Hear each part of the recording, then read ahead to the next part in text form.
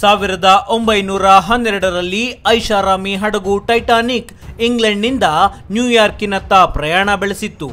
ಅದು ಏಪ್ರಿಲ್ 14 ಮತ್ತು 15ರ ಮಧ್ಯರಾತ್ರಿ. ಅಂದು ನ್ಯೂಯಾರ್ಕಿನತ್ತ ಸಾಗುತ್ತಿದ್ದ ಈ ಹಡಗು ನ್ಯೂಫೌಂಡ್ಲ್ಯಾಂಡ್ನಿಂದ ಸುಮಾರು 680 ಕಿಲೋಮೀಟರ್ ದೂರದಲ್ಲಿ ಬೃಹತ್ ಹಿಮಗಡ್ಡೆಗೆ ಡಿಕ್ಕಿಯಾಗಿ ದುರಂತಕ್ಕೀಡಾಯಿತು. ಆ ದುರಂತದಲ್ಲಿ 1,500ಕ್ಕೂ ಹೆಚ್ಚು ಜನ ಸಾವನ್ನಪ್ಪಿದ್ರು. ಈ ದುರಂತ ಇಂದಿಗೂ ಜನಮಾನಸದಲ್ಲಿ ಅಚ್ಚೊತ್ತಿದೆ. 1997ರಲ್ಲಿ ಇದೇ ಕಥೆಯಾಧರಿಸಿ ಹಾಲಿವುಡ್ನಲ್ಲಿ ಬಂದ ಟೈಟಾನಿಕ್ ಸಿನಿಮಾ ದೊಡ್ಡ ಹೆಸರು ಮಾಡಿತ್ತು. ಈ ಟೈಟಾನಿಕ್ ದುರಂತಕ್ಕೂ 20 ವರ್ಷ ಮೊದಲು ನಮ್ಮ ದೇಶದಲ್ಲೂ ಇಂತಹದ್ದೇ ದೊಡ್ಡ ದುರಂತವೊಂದು ನಡೆದಿತ್ತು. ಆದರೆ ಆ ದುರಂತದ ಕತೆ ಬಹುತೇಕರಿಗೆ ಗೊತ್ತಿಲ್ಲ ಮತ್ತು ಆ ದುರಂತಕ್ಕೆ ಕಾರಣವು ಇಂದಿಗೂ ನಿಗೂಢ.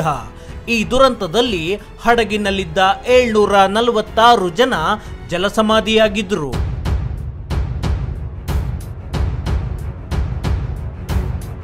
ಅದು 1888ರ ನವೆಂಬರ್ 8.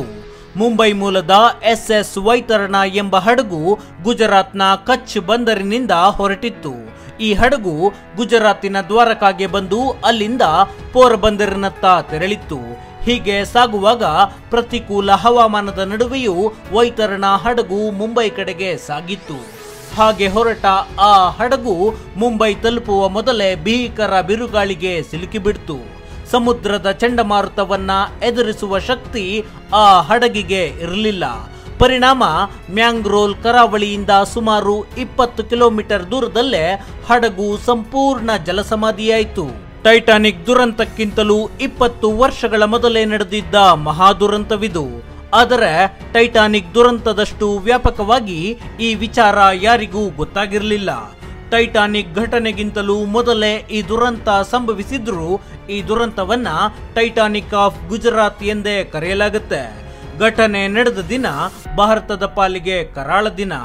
ಈ ನತದೃಷ್ಟ ಸಮುದ್ರದಲ್ಲಿ ಜಲಸಮಾಧಿಯಾದಾಗ ಹಡಗಿನ 43 ಸಿಬ್ಬಂದಿ ಮತ್ತು 703 ಪ್ರಯಾಣಿಕರು ಸೇರಿ ಒಟ್ಟು 746 ಜನ ಪ್ರಯಾಣಿಸುತ್ತಿದ್ರು.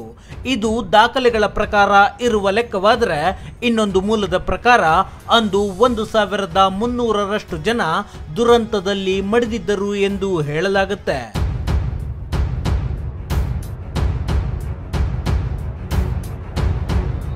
1888ರ ನವೆಂಬರ್ನಲ್ಲಿ ನಡೆದು ಹೋದ ಈ ದುರಂತಕ್ಕೆ ನಿಖರ ಕಾರಣ ಇನ್ನೂ ನಿಗೂಢ.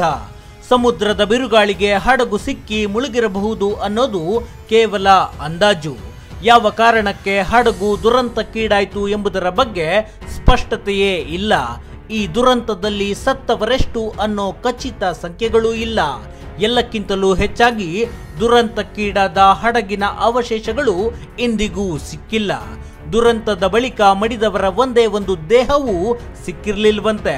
ಈ ಹಡಗಿನ ಅವಶೇಷಗಳಿಗೆ ಹುಡುಕಾಡುವ ಪ್ರಯತ್ನಗಳು ನಡೆದವಾದರೂ ಆ ಎಲ್ಲ ಪ್ರಯತ್ನಗಳು ವಿಫಲವಾಗಿದ್ದುವು. ಈ ದುರಂತದ ತನಿಖೆಗಾಗಿ ಬ್ರಿಟಿಷ್ ಇಂಡಿಯಾದ ಬಾಂಬೆ ಪ್ರೆಸಿಡೆನ್ಸಿ ಒಂದು ತನಿಖಾ ಸಮಿತಿಯನ್ನ ರಚಿಸಿತ್ತು. ಆ ತನಿಖಾ ಸಮಿತಿಯ ಪ್ರಕಾರ ದುರಂತಕ್ಕೀಡಾದ ಹಡಗಿನಲ್ಲಿ ಸುರಕ್ಷತಾ ಕ್ರಮಗಳನ್ನ ಸಂಪೂರ್ಣ ನಿರ್ಲಕ್ಷಿಸಲಾಗಿತ್ತು. ಲೈಫ್ ಜಾಕೆಟ್, ಲೈಫ್ ಬೋಟ್ಗಳ ವ್ಯವಸ್ಥೆ ಇಲ್ಲಿ ಇರಲಿಲ್ಲ ಎಂದು ಹೇಳಿತ್ತು. ಈ ವೈತರಣಾ ಹಡಗು ಟೈಟಾನಿಕ್ ಹಡಗಿನಷ್ಟು ಐಷಾರಾಮಿಯಾಗಿರಲಿಲ್ಲ. ಸರಕು ಸಾಗಣೆ ಮತ್ತು ಪ್ರಯಾಣಿಕರ ಸಂಚಾರಕ್ಕಾಗಿ ಹಡಗನ್ನ ಬಳಸಲಾಗ್ತಿತ್ತು. ಈ ದುರಂತದ ಬಗ್ಗೆ ತುಂಬಾ ಜನರಿಗೆ ಗೊತ್ತಿಲ್ಲದಿದ್ರೂ ಗುಜರಾತ್ನಲ್ಲಿ ಈ ದುರಂತದ ಬಗ್ಗೆ ಜನ ಇಂದಿಗೂ ಮಾತಾಡಿಕೊಳ್ತಾರೆ. ಜೊತೆಗೆ ಇತಿಹಾಸ, ಕತೆ, ಕವನ, ಲೇಖನಗಳಲ್ಲಿ ಈ ದುರಂತದ ಉಲ್ಲೇಖವೂ ಸಿಗುತ್ತೆ. ಭಾರತದ ಪಾಲಿಗೆ ಇದು ಎಂದು ಮರೆಯಲಾಗದಂತಹ ದೊಡ್ಡ ದುರಂತಗಳಲ್ಲೊಂದು.